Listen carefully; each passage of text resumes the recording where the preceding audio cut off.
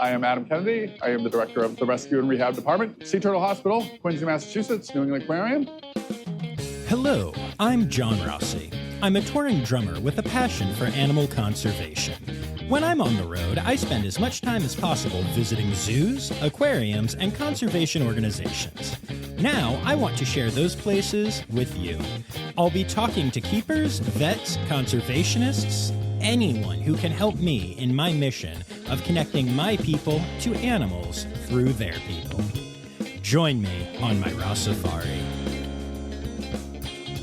Hi, hello, how are you? Welcome back to a very exciting episode of the Rossifari podcast. So this episode is going to start a series of 3 different interviews from New England Aquarium. And each one of them is going to feature a different facet of stuff that goes on through New England Aquarium. And I specifically say through New England Aquarium because only one of the interviews actually took place at the aquarium. The other ones took place in Quincy, Massachusetts. It's spelled Quincy, but you can't call it that. You got to call it Quincy. And the first one here today is coming to you from the Sea Turtle Hospital. And if you know me, if you've listened at all, you know that my OG animal love was sea turtles. If it wasn't for seeing sea turtles when I was young, I don't think Rossifari would exist. I don't think I would even know what a red panda or any of my other little favorite animals are if it wasn't for sea turtles. So getting to see a bunch of turtles that were going to hopefully be healed up and released back into the wild, thanks to New England Aquarium, was a very, very special thing for me. And you know, this is one of those topics that I love to bring up when people talk about zoos and aquariums and try and show them in a negative light. One of the things that often comes up is people will accuse them of taking advantage of the animals in their care for profit, right? Because, you know, obviously you get into the zoo field to make a lot of money, right? Lol. But, you know, places like this hospital completely dispel that myth because this is not open to the public. This is not something that most people know about. It's just a hospital that takes care of rescued sea turtles and releases them into the wild. It's a building with the cost of a building. It is all kinds of filtration systems and tanks and all kinds of things that they need to take care of these turtles. It is food and staff and medicine and just all these really expensive things that aren't there for public consumption. It has nothing to do with getting people in the doors of the aquarium. These are all costs simply because the aquarium and the people there want to help make the world better. If there was only concern about making money, this hospital wouldn't exist, and all of that money would go into the pockets of the people running the aquarium. But that's not the case, and I am so excited to share that story with all of you now. Now, I will tell you, my interview with Adam was done in the hospital, and Adam's a busy guy. I had to edit around all kinds of cool stuff happening. I got to see some really amazing things, especially pertaining to the veterinary care of the animals in question. But yeah, so you're going to hear the interviews. There's a working hospital in the background. I edited the audio as best I can, but you're going to hear some stuff because we were in the place doing the thing. But what an amazing place it is. I'm just so stoked to share this interview with you. And then after that, I will share with you a little bit about a very special experience I got to have where I actually got to go to a sea turtle release. So yeah, we'll talk about that a little later. But first, here's my interview with Adam Kennedy of the Sea Turtle Hospital at New England Aquarium. This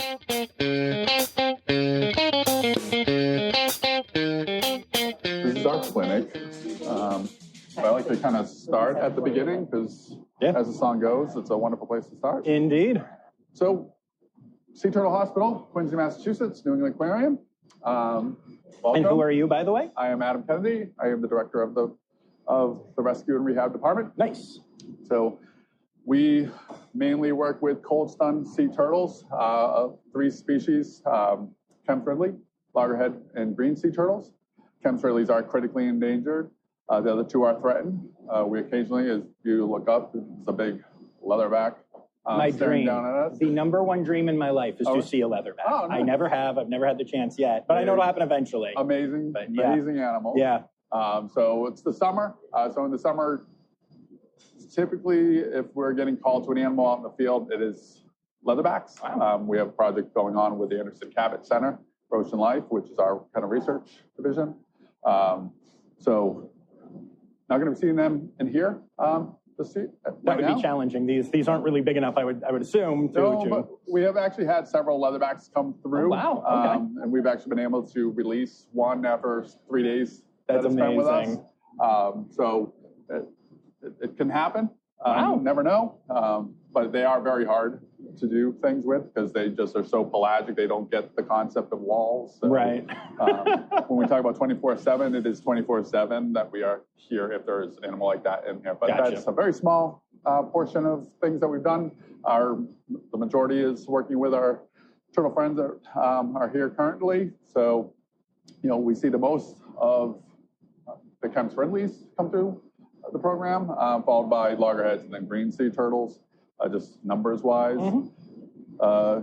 We moved into this offsite facility in 2010, which was great because unbeknownst to us, our average of 40 to 50 turtles back in 2010 have now ballooned up to over 400 animals on average every year. Okay, why? Yeah. Do we know why? Do we think why? So the biggest number there is really for the Kemp's Ridleys. Okay. The loggerheads and the greens have kind of steadily continued to increase in their numbers for strandings, but year over year it would be statistically normal. Okay.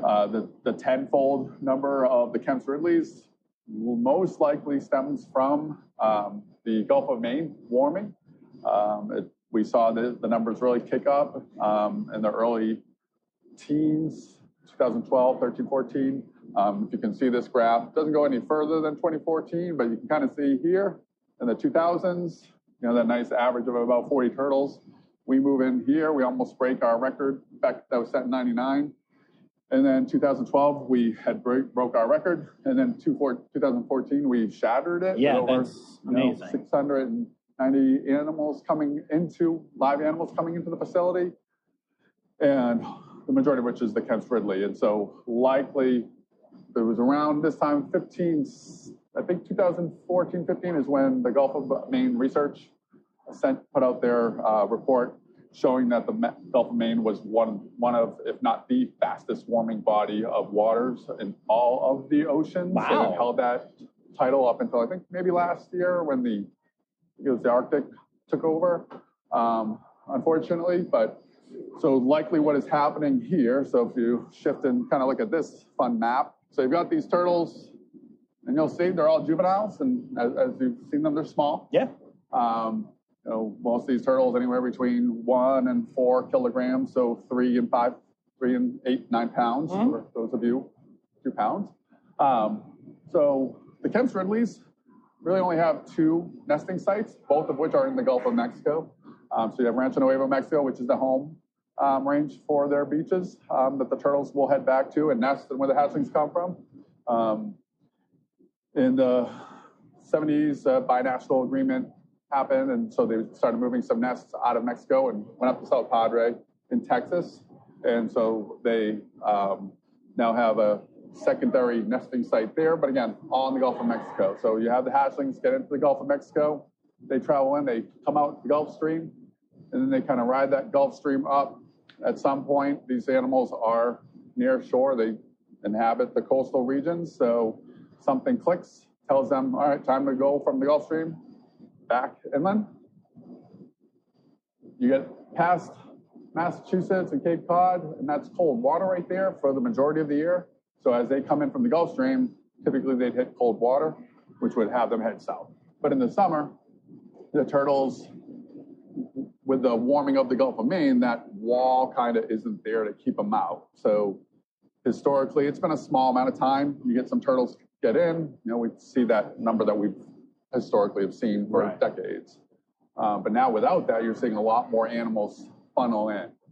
One would hope that that was because of nesting numbers being much greater, increasing that the hatchlings from one number to 10 times that, but that's really not what they're seeing down at the nesting beaches. That's unfortunate. Again, for the Kemp's Ridleys. Right. Loggerheads and greens, their numbers are increasing, which is awesome. I feel like I've had so much good sea turtle news lately, like on my podcast. I'm always like, this is awesome. This is nice.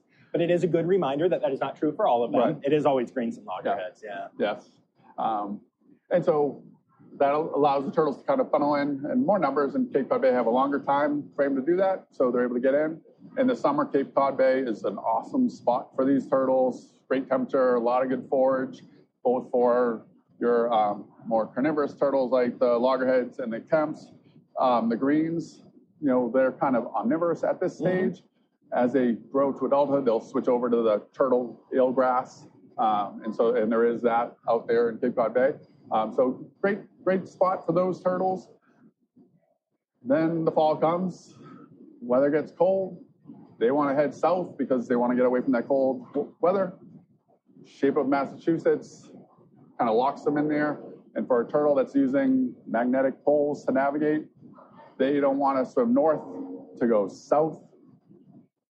And so that makes a lot of sense. So with Massachusetts flexing its muscle there, it really, they continue to want to head south. And we've had a couple turtles that have come back that were Sally tags, and we've seen them kind of look like they're trying to figure out how do I get south by going east and west. And now they need to go northeast to loop around. So a lot of questions about these turtles when they get in Cape Cod Bay. Do any of the turtles get out of here? Do a lot of them, and these are just some remnants that are left. But again, they can't figure out how to get out. It gets colder. They start to float at the surface, trying to maintain that body temperature, hoping that, maybe expecting that this cold snap will blow over like it does down south.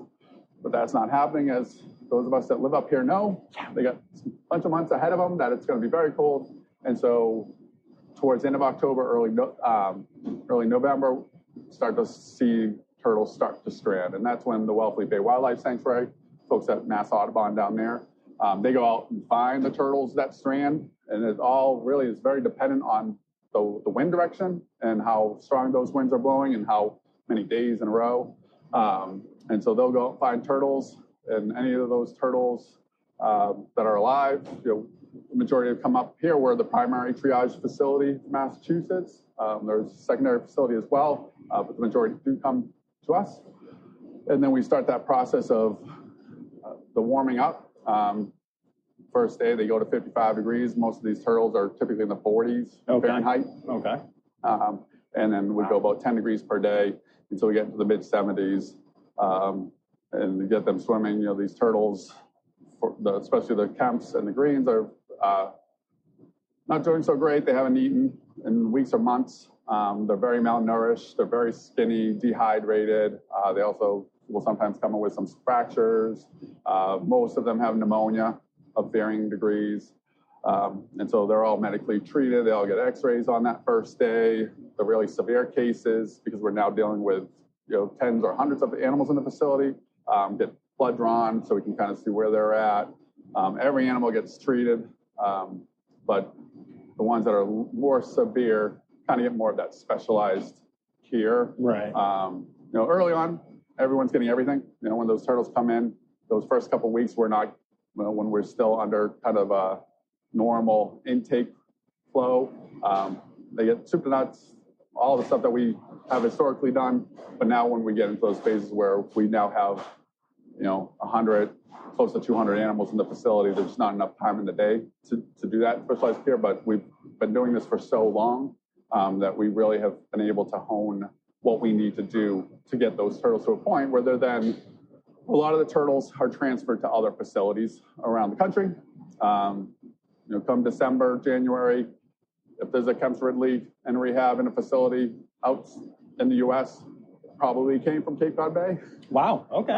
Interesting. Because there's just not enough rehab space out there, and I would love to keep all of our turtles that come in, but we don't have the space here either. Right. And the organizations that are out there do awesome jobs. So happy to send them along. But the turtles that we kind of deem most critical that aren't going to be able to make a flight, or a drive, we'll keep them here. So today, if you look around, we have a turtle that's in the 100. So that was I think he's 143, if I remember correctly. So that was the 143rd turtle for last year. So, but we also have turtles in the 700s. So that turtle came in November. He just cleared to be released. So we're going to get that turtle out. But that turtle had a lot of issues, as you can tell from the number. He never got on a plane out of here. Right. Because of the volume of animals that are coming through, we want to move animals out when we can, so that way they can have, really get to that one-on-one care earlier. Plus, we typically will send south first, where the Atlantic is still warm enough that maybe as those earlier turtles are not as poor as those later animals, and so they might be able to be released in a month or 6 weeks. And then if they're in Florida or Georgia or in the Gulf of Mexico states, they might be able to be released in December, whereas up here, that's not happening. Right. So makes sense. Yeah. I think this picture is so amazing. I'm actually going to take a picture of the picture, but the fact that there is, and I will post this, but for people listening, there is a picture of a person with a cold stunned sea turtle, and the person is in a coat and a hat and looks very cold and long pants. And you would just not expect that with a sea turtle on the beach. It is a really startling image of what those rescues look like. Yeah, and so that's one of the staff at Wellfleet Bay. Back in, I think that's from 2012, if I remember correctly. It might be 2014. But yeah, I've gone out as a volunteer with the team and my kids, and yeah, you are snow pants, fully face covered, and it's freezing out there. Yeah. And the fact that these turtles are still alive. I grew up in Massachusetts, Central Mass, until I started volunteering here. Never did I ever think that there were these sea turtles. I knew about the leatherbacks, but these small animals that are, warm-blooded, why would they be here? And the fact that they are in a critically endangered turtle that's being born in Mexico and Texas, and the amount of numbers that they show up in here, it's amazing. So I came into rehab with seals and dolphins, didn't think about turtles, and then my first volunteer time with them just totally changed my vision, and it was Team Turtle all the way from there. But yeah. That's amazing. Yeah. Turtles, sea turtles in particular, are why I fell in love with animals. The first time I went to the National Aquarium in Baltimore and saw one, it was like everything changed, and I was just obsessed from that point on. And yeah, they're amazing. They are amazing, and like you stare into one of their eyes, and there's just something there. I mean, probably one of the reasons why there's so many lore and mythology about this planet we live on is on the back of a sea turtle. So they are definitely amazing animals. Very cool. But we'll walk up to the tanks. Yeah, let's go see. So before you were able to pop out, I actually got to witness some of these goobs trying to eat and then successfully eating crabs. Yep. That was very exciting. So once we get into the summer months and the turtles are getting to that point where they may be coming up for the ability to be released, because at the end of the day, every turtle that comes through this program, we want back in the ocean. Right. And so they eat crab out in the wild. We do catch green crabs, which are invasive species here. So we'll feed those there to see how they're doing. Otherwise their diet is herring and squid. Use that mostly for the caloric content to really kind of jumpstart, their building back up muscle and mass. Because when they're coming in, they're very amazing. So you see here our friend 143. Hi. Not really using that front right flipper. Yeah, he's had surgery on that. Okay. And so they went in and debrided the bones in there with an orthopedic surgeon. Oh, wow. So he's getting back to a point where, we do believe he'll be released this summer. Wow. So fingers, toes crossed. But ultimately should be able to be released at some point. And that's actually something I was kind of curious about. I have heard through, friends in the industry and grapevine, so to speak, that it's becoming easier, might be not the right word, but I'm going to float easier for now, and you can help me with this. to release turtles. That a lot of the turtles that would not be candidates for release maybe a decade or two ago and that we see in a lot of aquariums now would be back out in the ocean with the advances and the stuff that we've learned. Can you talk about that at all, or is that just a myth? Or I don't know if it's easier. I mean, it's, from all the work that everyone has been doing with sea turtles, I guess it might be better to say more turtles survive. Okay. To be able to be released. Sure. Than being released in general. Because every time an animal here would pass away, they do get a necropsy. We look at, what's going on inside of the turtle. What could we have done different? Right. What should we do next time? So we're always building on those cases. We have a very good survivorship. You figure if programs like this didn't exist, all those turtles on Cape Cod Bay that strand, 100% mortality. Right.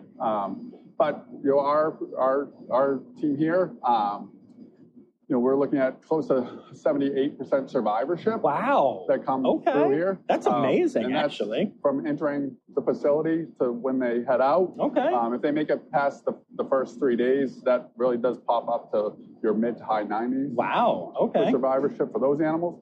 But yeah, I think it's more about the ability to have the turtles survive than. All right, we'll be back after this quick break. Did you see the Colombian government is spending almost $4 million to relocate Pablo Escobar's hippos? In Brazil, a school of piranha attacked and injured at least 8 people at a beach resort. First fatal mountain lion attack in 20 years in California. Hey, it's me, Forrest Galante, wildlife biologist. You may have seen me on Joe Rogan's podcast or my various TV shows like Extinct or Alive or Shark Week. So join me and my friends as we break down animal news from around the world and discuss all things wildlife. Click here to unlock these animal mysteries. Than maybe the ability to get them released. Gotcha. No, that makes a lot of sense. Very cool. Yeah, every year more new things happen. New technologies, new procedures, new medicines. Right. That weren't there that would help these animals get back to the wild. Are now becoming a little bit more commonplace. Right. That makes sense. Yeah. So can you talk to me while we're here looking at these turtles? Can you talk to me about, they have numbers, Yep. but they have names, and Yes. how does that work? How do you name them? All that stuff. Sure. Yeah. So right now we're looking at our tank of Thames Ridleys here. So we got 5 in this tank right now. And so every year, so the numbers on them basically are numbers that are given to them by the folks down at Wellfleet Bay Wildlife. Okay. So they'll start numbering their turtles, I think around May, because that's about what time the turtles start coming back into Cape Cod Bay.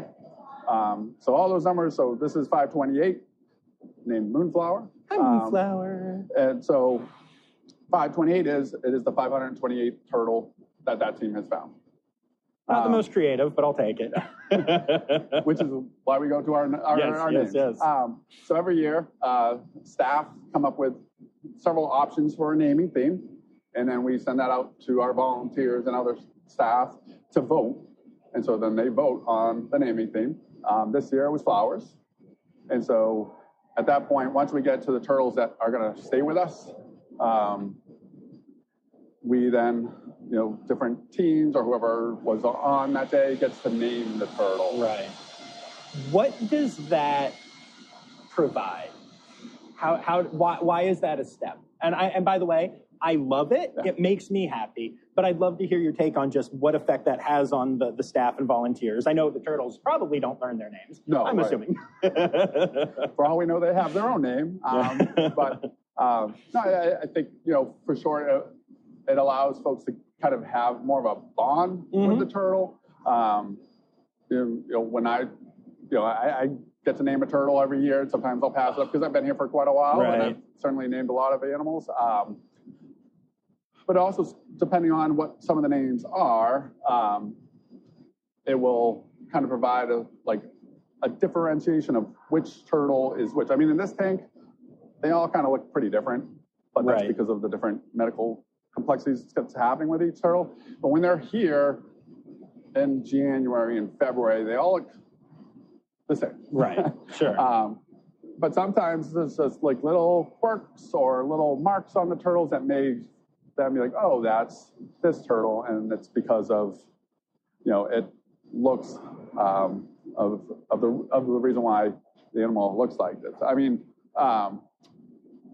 so we had one turtle, bird of paradise. That's the one I named. But Nice. that was because of the color of the flower. Okay. Very much resembled the color of the shell. Okay. So And that that's was the one mine. down here, Um, right? I thought I saw that down Yes. here. Yeah. Okay. He's developed a little bit of some issues with the carapace. That's now more in a healing state, but yeah, there was a little bit more reddish Gotcha. when the turtle was here. Gotcha. And then sometimes as they progress through the rehab, things will pop up that as they're eating, starting to heal, then allows them to kind of navigate through that. Sure. So this is our friend Artichoke. Hi, Artichoke. Oh my gosh. This turtle, it will be leaving us today. Okay, so I'm gonna another come see loggerhead. your release here, friend. Yeah, I'm gonna come see you do that in the ocean. And so you can see for the loggerheads, it's kind of cool. We get turtles that are this size that, he's probably, well, he or she, we don't know at this age. Right. When they get older, their tail will extend from that shell, and that will tell us it's a male. But at this point, Artichoke, we're not sure. This turtle is probably maybe 10-ish, whereas our friend over here, 336 or Marshmallow, this turtle's probably mid to late teens, so you can see that size difference. Yeah, it's a very big difference. Yes. We don't typically see adults here, or even subadults in this region for the chelonids or the hard shell turtles. The leatherbacks, it's the adults that we typically see. Why is that, do you think? Most likely for these turtles, we don't have nesting up here. Right. And really the closest nesting beach, on an annual basis, you're looking at Maryland, like the ST. There's been some, nests further north randomly, but so they're going to be staying down in those nesting areas. That makes sense. And they're kind of just passing through. It's more of just kind of a travel lane. Turtles we have seen these juveniles come further north in search for food from some of the tagging that we've done. But that is why we're seeing the younger animals. It's as they're coming in and just kind of passing on.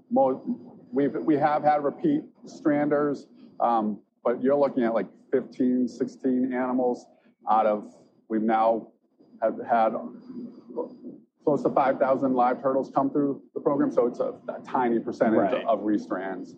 Because as we expect, they should be heading south back to their nesting areas and their adult forage grounds. But it's hard with reptiles, especially with the sea turtles.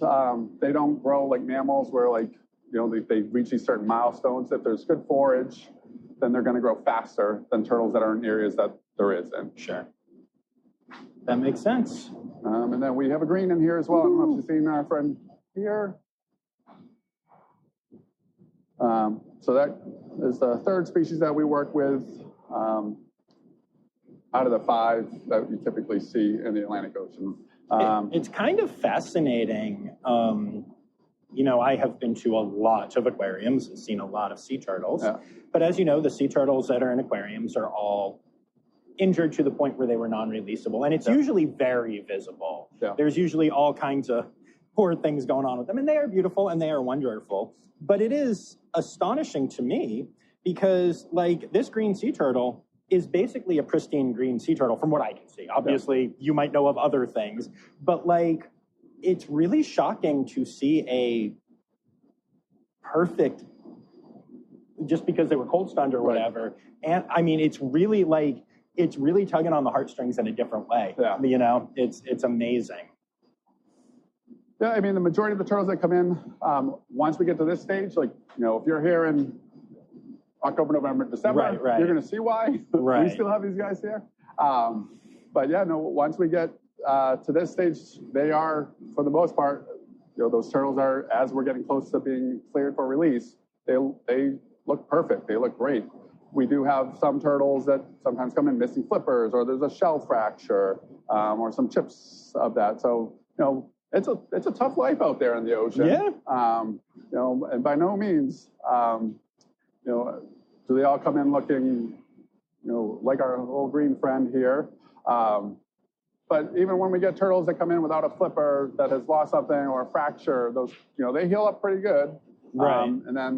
And there's plenty of 3 flipper turtles out there.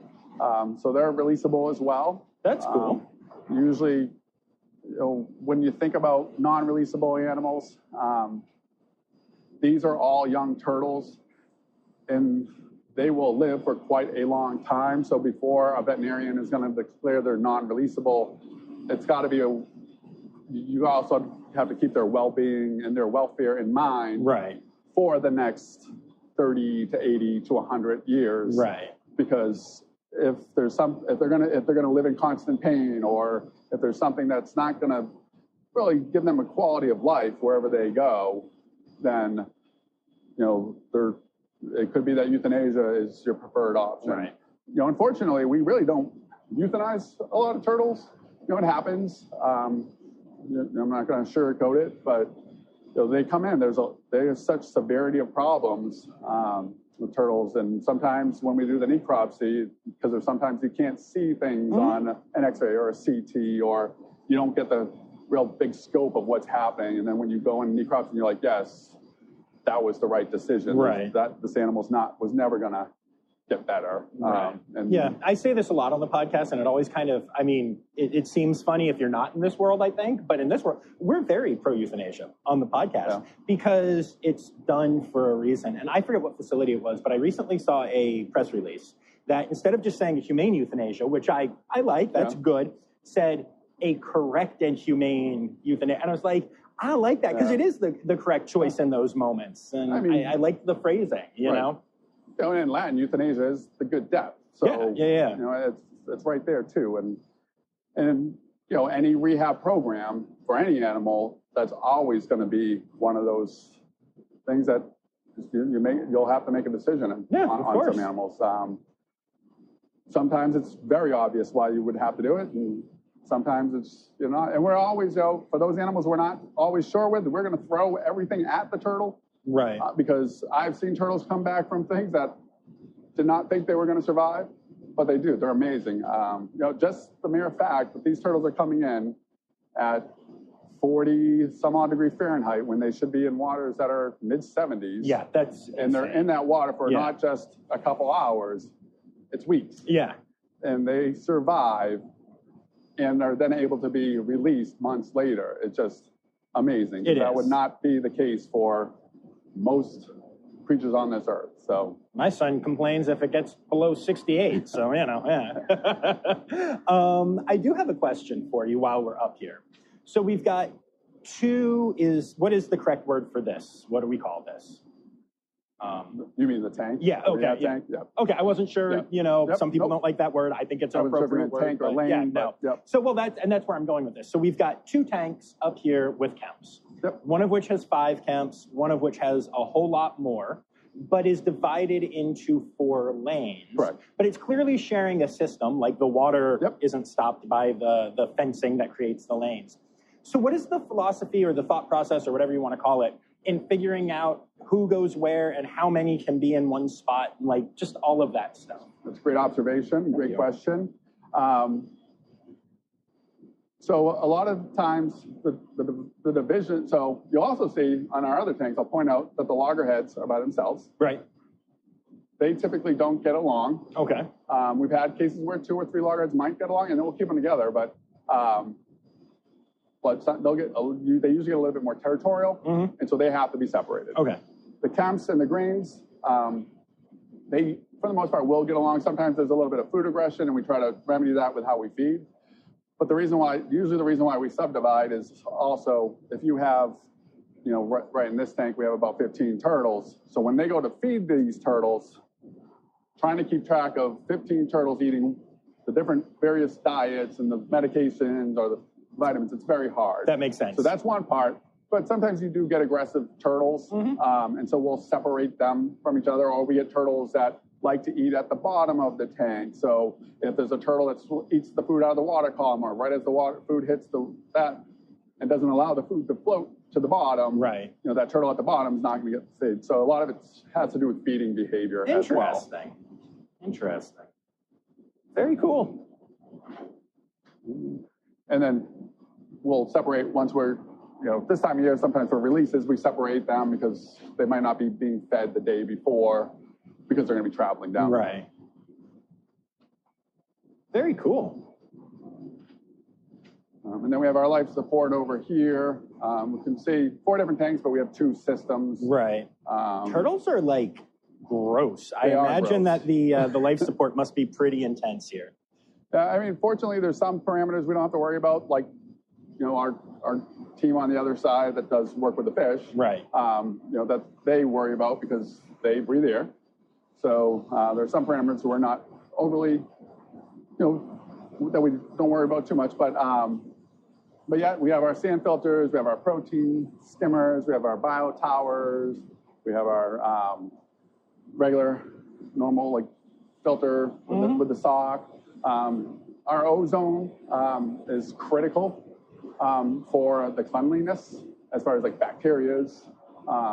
So this big piece of equipment right here is paramount, especially when you're dealing with larger animals that produce a lot of feces, a lot of urates, to keep that water nice and clean. And it's tested every single day. We have our various permit requirements for the water quality, and we always try to make sure that we're doing better than what we're being asked to do. But yeah, it's a huge piece.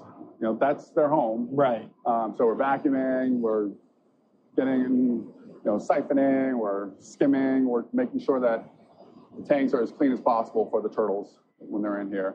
And then you'll see in the tanks as well, there's various barrels and different things like that. So that's all enrichment. Right. So that way they're not just swimming around with the lights on them. They can kind of hide away and get out of that. The crabs are more of an enrichment piece and a dietary need. That was fun to watch, by the way. That was real. Because I can't remember if I said this when we had mics on or not, so I'm just going to say it, and if so, I'll edit one of them out. But I've watched box turtles and stuff eat, and they're really bad at it. They will go after a strawberry and miss, and it'll roll a little bit and confound them for minutes, and then they will go after it again and miss. And this was a live crab moving like a crab does. And the sea turtle just grabbed it by the legs and kept following and took it down. I was actually impressed by that. It was interesting. That's the thing. It's if they don't get to it, it's gone. Right, yeah. I guess that must be life in the ocean. So, yeah, they do. They still do here, but out there, it's either buried itself in the sand or it's under a rock somewhere. Right, yeah. So, for sure. Now, out of curiosity, when you get the turtles in, I know that the goal is to release, so you need to live feed and stuff as you progress. But when they first get here, how do you feed them? Do you start off with dead animals and then move up, or how does it work? And we're fortunate that there's young animals. So out in the wild, most of these turtles, they float along and they kind of eat things that pass by them out in the Sargasso. And so they are young. They're not really as used to the moving live food that they have to capture. Okay. But we try to, a lot of the turtles will kind of start off with squid heads specifically because it looks more like a live thing in the water. Okay. But yeah, we try to get their attention with the food. Like I said, it's squid, it's herring. Sometimes we use clams, sometimes we use other things. We'll use shrimp sometimes, depending on what the turtle needs. But yeah, it's a delicate balance of trying to figure out, what that turtle is interested in eating. If they don't start eating, we'll give them enough time. But if the turtle starts to look thin and thin to a point that it's concerning for us, we'll tube feed. So we'll take the herring and the squid and kind of just grind it all up and add a little bit of water, almost a pudding consistency. Yum. Bones and skin. Oh yeah, it's delicious. I've never had it. But we'll tube feed those turtles. Right. And when we're doing that, usually there's medications that we might get that help stimulate appetite in other animals. But But sometimes it's just a matter that they're still very sick, and they just, Right. We all know how we feel when we're not doing well. Mhm. Last thing we want to do is eat sometimes. Right. Same thing with these turtles. Okay, so. that makes sense. Very cool. Yeah. Do you want to head into your office? We'll just kind of keep chatting for a little bit. Is that cool? Or let me just check in to see where we're at on tagging. So this is Dr. Ennis. He is with the Anderson Cabot Center for Ocean Life. Hello. Good. I'm John. Nice to meet you. And so we're going to be putting acoustic tags externally on these turtles. So if you think of the external, the tag kind of as like an easy pass. Mm-hmm. So these are tags that if they pass a receiver out in the ocean, at some point we'll get that information back. 10, 15 years ago, there weren't as many arrays out there. And now there's a lot more, driven by, the wind work, sturgeon, a lot of sturgeon rehabbers. Years ago, they started implanting them into those animals to see where they're traveling. So we're kind of piggybacking on some of that technology. All the turtles, before they leave, will get a pit tag. So that's that little microchip that you would put in your cat or dog. Okay. But we don't know where the turtle goes. And Right. the only time we'll know is if it comes back up on a nesting Right. beach or is found again and someone has a reader. So are those the tags right Those are there? the 4 tags. Can I wander over and look? I won't touch, Yeah, but you just take a gander. These look really cool. Yeah. They're kind of neat looking. So they just go right on the shell then? Yep. Okay. And so we'll secure them on, and then What do you secure them with? There's a kind of monofilament line, Mhm. and then we'll apply some epoxy over that. Okay. And should give us anywhere between 3-7 years of information, whereas like Wow. the satellite tags, because of the battery life in that, we're lucky if we get more than a year. Right. Sometimes we do. But, these are young animals. There's still a lot of question about what do they do once they're put back into the ocean. Right, So of this will course, give us yeah. a lot more time to figure that out. That's really cool. I was just reading a story that Wolf Rehab, for the first time, has created solar tags that work like, so far they basically don't have a life limit from what they can tell. Now, I imagine that would be harder in the ocean because of ocean, but it is cool to see. I think it's cool to see just how technology keeps advancing. So they have those tags for turtles as well. Okay, cool. Dr. Dodge is our telemetry expert. Okay. But what we have found in the turtles that are coming out of our program is they're not actually spending a lot of time in that kind of zone where the sun Makes sense. can, but a big paper that came out about a decade ago, Cape Mansfield, really showed like these lost years where they did this with hatchlings because they kind of rest at the top Right. with those solar tags. So they got a lot more information. That's really interesting. Yeah, Very so cool. It is really cool. Very A cool. lot of technology, a lot of advancements. Everything gets smaller and smaller, which is very helpful for smaller turtles. So. Yeah, no, that's very cool. This is amazing. One of my favorite things, I'm always fascinated at the places that are set up for conservation, that aren't set up for like public and guests and stuff. And I mean, my whole podcast about zoos and aquariums. I love them. I love every aspect of good accredited facilities. But we're in a warehouse that just gets converted and just does this work. And it's incredible. And I remember like I was in Florida learning about grasshopper sparrow conservation. And the shed that we were in, I would not put in my backyard. It was fine, it was secure, but it was an older shed that they had, and that's what they were able, and the inside, just like the inside here, is incredible and state-of-the-art and ready to go. But you're looking at this building, and you're like, dude's gonna take me in there and murder me, isn't he? And instead, it's the hope of a species, which I find amazing. That is actually that, and also having learned about how zoos and aquariums transport animals, and how a lot of times they'll do a handoff of like smaller mammals, especially at like a truck stop. If I ever see like 2 cars in the back of a parking lot in a truck stop, I used to wonder if something like shady was going on. Now I wonder if there's a red panda in there. Oh yeah, I'm sure. But the other 5%, it's a red panda. Yeah, I'm not going over regardless, but custom-made box coming out in the shape of a dog. And we've been in that, when these turtles are ready to go, if it's spring and it's still cold up here, we'll drive down to North Carolina or Florida. And since we're passing by 5 different other organizations that are doing turtle rehab, they'll sometimes meet us on the road at 2 a.m. at a truck stop. Some of there. Yeah, and so it's this odd little thing that, Harpoon turtles. yeah, That's you just never amazing. know. You never know what's So happening out funny. there. So you'll see, we have a good chunk of staff here today that are, but we also, we have volunteers coming through and interns. During the height of the season, you'll see a bunch of folks out there that are not paid staff. It's, the heart and soul of the program is these volunteers, whether it's a weekly volunteer or an intern here that's several days. We cannot do the work without them.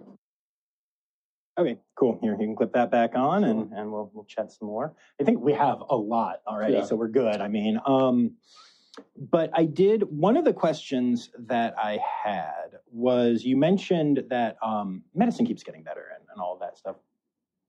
And I'm curious, I know from experience, talking to other people and having a veterinary wife and stuff, that oftentimes there aren't medicines made specifically for these types of animals.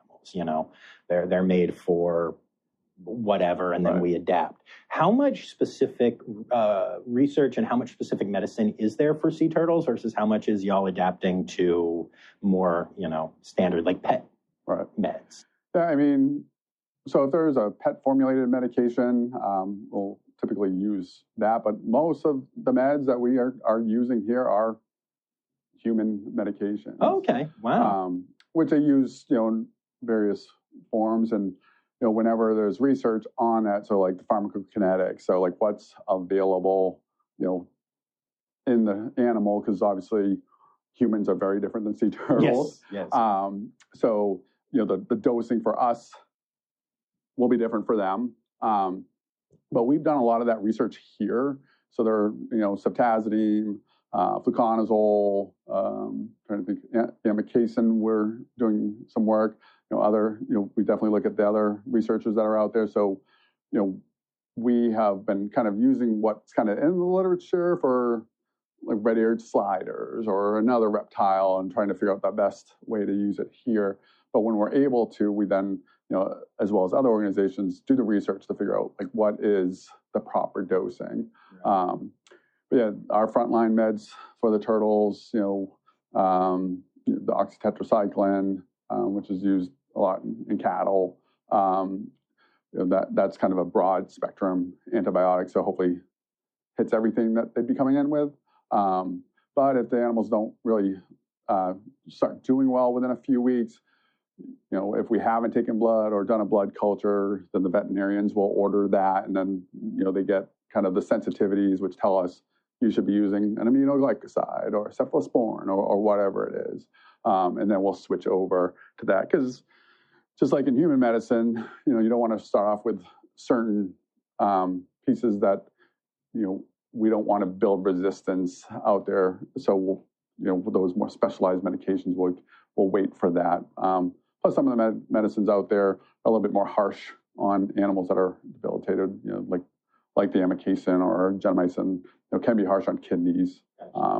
So we want to start off with something that's a little bit more broad, hopefully covers everything, because I describe it almost as an arms race when the turtles come in. So as they start to warm back up, all this bacteria and different things that are internally with that animal as well also are warming back up and getting to that optimal temperature. Makes sense. So that's why we'll start prophylactic antibiotics on all of the smaller turtles. They get the fluid therapies. There's, again, we kind of talked about the numbers. If there's a lot of animals, it's kind of a generalized treatment plan for most of them. And then if their turtles aren't doing well, they'll go in, get blood work. The veterinarians then look at all that and the radiographs, and we'll determine a more specialized plan for some of them. Very cool. All right. How did you get to where you are? Because you said you started off like volunteering here. What is your journey? Yeah, it's a crazy one. For sure, when I was young, I wanted to work with dolphins, I got seasick. Really, I got lake sick. It was Lake Ontario that did it to me. And so I kind of shifted away from that. I got into computers and did some programming, and I was working in pharmacy as a tech, and I just wanted something different. So I'm kind of more late in life coming to this. I did not follow your traditional path of doing, this is what I wanted to do. Didn't really know that there were volunteer programs out there. There were no podcasts because the computers weren't there in the way we know them today. And so just, was told oh, you should volunteer, do something like that. And so I found the aquarium, came in, filled the application out by hand. There was no submit button. And reading the descriptions, the rescue and rehab was kind of the one that sounded the coolest. Again, wanting to work with the seals and dolphins and sea turtles, that's cool, And so I started volunteering in 2002. And that was one of, it was I believe it was the second largest turtle stranding year. I think it was, if I remember correctly, a whopping 93 turtles. I just fell in love with them. Just like the fact that these turtles are coming in, they look like they're dead, or for most, and back then we used little fetal heart monitors and we would sit there and wait half an hour to see if we hear a heartbeat if the turtle's not moving. We did not have the ultrasounds, or we had one, but that wasn't very good. Certainly helpful at some point, but, and just sitting with these turtles, trying to listen for a heartbeat and just kind of being with them, just, sold me on them, Right. Just, shifted gears, these are awesome. And then went back to school for a biology degree. Kind of hung around. It's a hot day today. I'm sweating. It's not that hot, but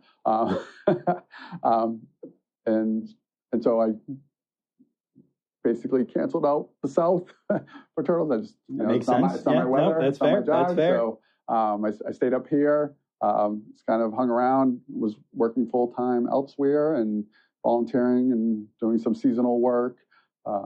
During the big intake season, we do get funding from NOAA to hire on a couple of seasonal biologists to help out with it.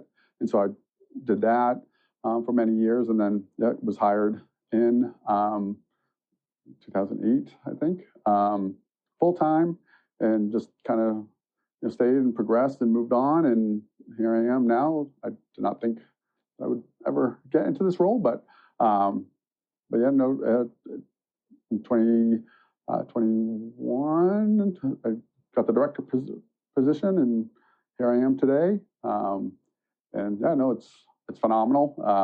Again, it was a crazy ride. Yeah, that's awesome.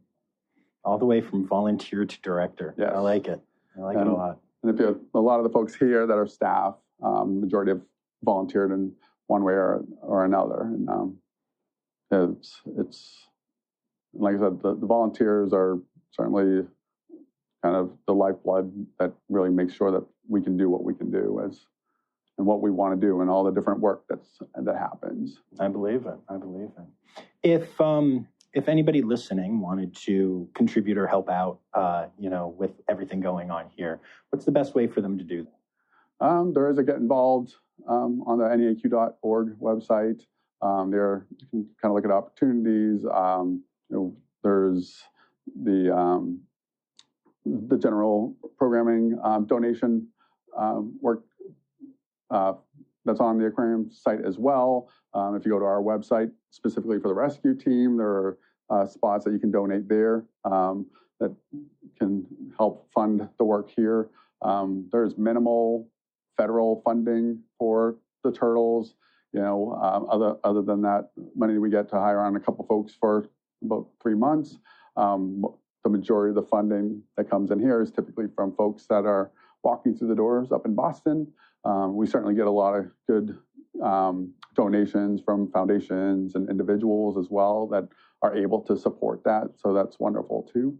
But yeah, the majority of the funding for this program does come from folks coming to visit the aquarium. Wow. Well, then that leads to an interesting question. And I hope this is serious, because it might almost sound a little goofy, but I'm being dead serious. How much does Myrtle help you guys? Because she's super popular, and because she is a turtle that you were going to see at that aquarium, how much of a direct impact do you think Myrtle has on the life of these turtles out here? I mean, she is a huge ambassador for all sea turtles. I mean, you hear people that come from all around the country, and sometimes you see posts around the world that like, I love Myrtle. Like she is a huge draw, and everyone remembers Myrtle when they walk through and have come and visited. So yeah, she is certainly like the ambassador for these animals that are out here, and definitely helps them in ways that again, the funding that comes through people coming up into that building, and she is probably one of the major draws bringing people in, or at least they come in, they visit her, and they want to come back and see her again. She's an amazing animal. She's fabulous. I always love to, when you saw the green turtle we had out there, I'm always like, this turtle, that was Myrtle. Yep. Maybe 80, maybe 100 years. So crazy to think about. We don't know 100% how old she is. That this little turtle right here is going to become this very large animal, 30, 40 years down the road. So cool to think about. It really is. Oh, I love that. It's time now, don't you know? We've come to the end of the show. But there's one tale left to go. You're gonna laugh and say, oh no. It's time for the Rossifari poop story. There's a lot of poop. I do a lot of necropsies over the years. So, unfortunately, probably the most disgusting story I have is with a dead whale, and just kind of, getting in there and like being hip deep in a whale with the inside of the animal all around, and quite a smell, for sure. And it was a hot day, so of course it was. Yes.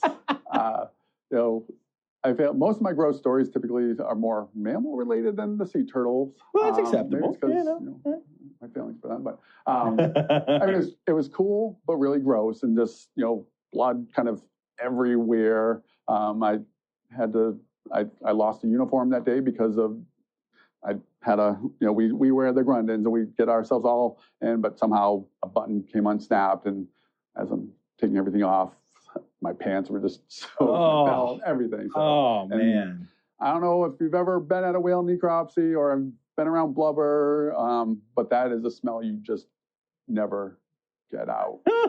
I believe it. Yeah. Oh, that's a good one. Standing in a dead whale is a good one. Sad, I mean, because they're magnificent animals, but such an important piece, and so much information is gleaned from those necropsies. Of course, yeah. Yeah, very cool. Awesome. Is there anything else that you wanted to say that we can throw in? But I think we're more than good. We got a lot. Yeah, we got a ton. I always like to tell folks, check twice for turtles, especially in Cape Cod Bay in the summer. We are starting to see some more turtles come in with nicks and likely boat interactions. Not 100% sure, right. But if you're in that area, or really along the East Coast, these turtles are coming up, taking breaths, and coming down. And leatherbacks, when they're feeding, sometimes they're about a foot under what they're eating where the jellies are, so you might not see them. But really, just check twice. Makes sense. Very good. Thank you very much for taking the time to do this. Yeah, no, thank you.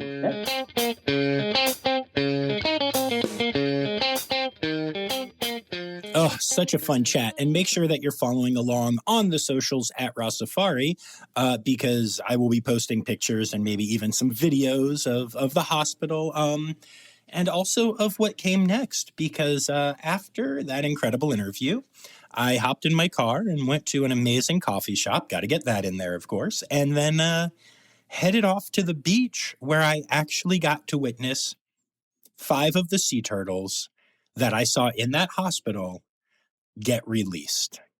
It was astonishing.